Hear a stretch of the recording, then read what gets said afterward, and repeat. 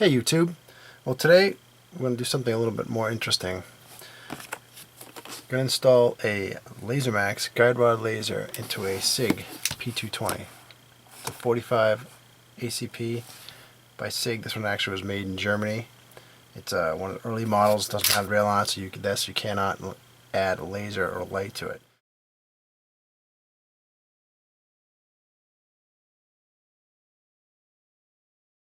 So the best option there is to go with a guide rod laser. So let's get to it.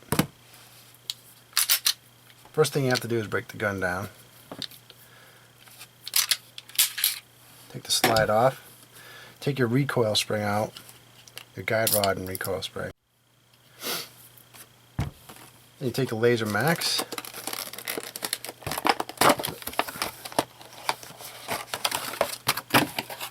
Set that aside.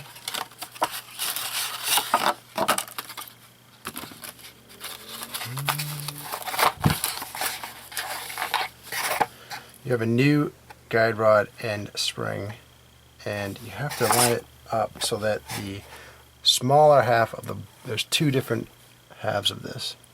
You have to put the smaller half of the flat section down towards your barrel.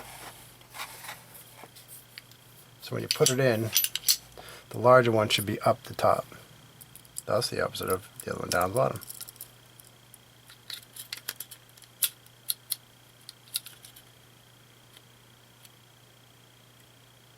So it sits in just like that. Now you're going to want to remove your takedown lever. So what you do is you push on this side with your index finger and you rotate while pushing, and it should start to come out.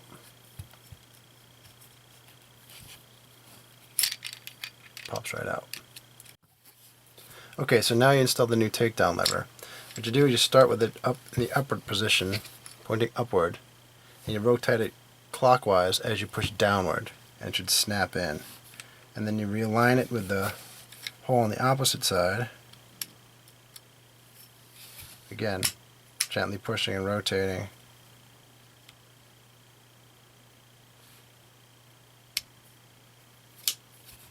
It should end up in the downward position. That way you can reassemble the gun.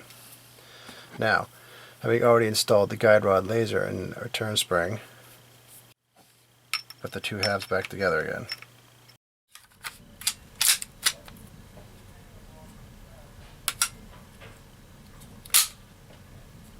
So now, to actuate the laser, right on the takedown lever there's a button. Push that button in, and you get a pulsing laser. I don't know if you can see that. Yep, there you go. Now it's popped out on this side of the gun, right where your index finger would be. So to shut it off, you push it in, and it shuts the laser off. Now, you can also actuate it from this side by pushing in this side, and now it pops out over here. So now, to shut the laser off, you're going to have to reach up with your thumb or index finger and shut the laser off. So now it'll basically sit semi-flush on both sides. And that's it. That's all there is to it. So now we can take it to the range and see how it does.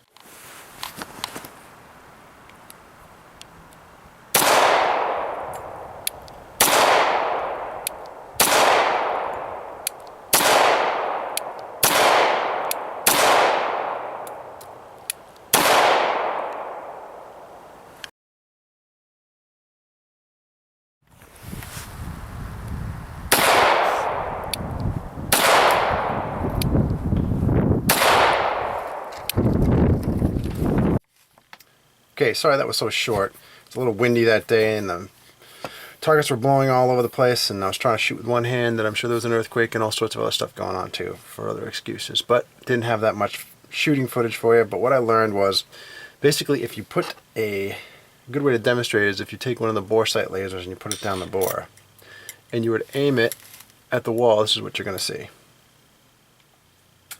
And when you do that, the flashing laser is the one that you're aiming with, and that secondary laser that's not pulsing, and that's where the bullet's going to hit. So the point of aim at any target that's in closer to you, you're going to be about 1 inch high. And in my estimation, that's pretty darn good.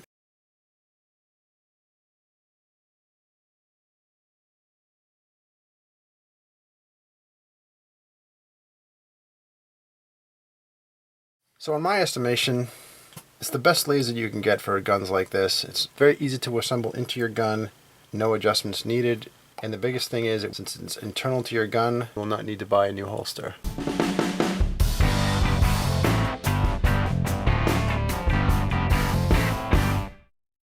Good gun. Just trigger, the beam comes on, and you put the red dot where you want the bullet to go. You can't miss.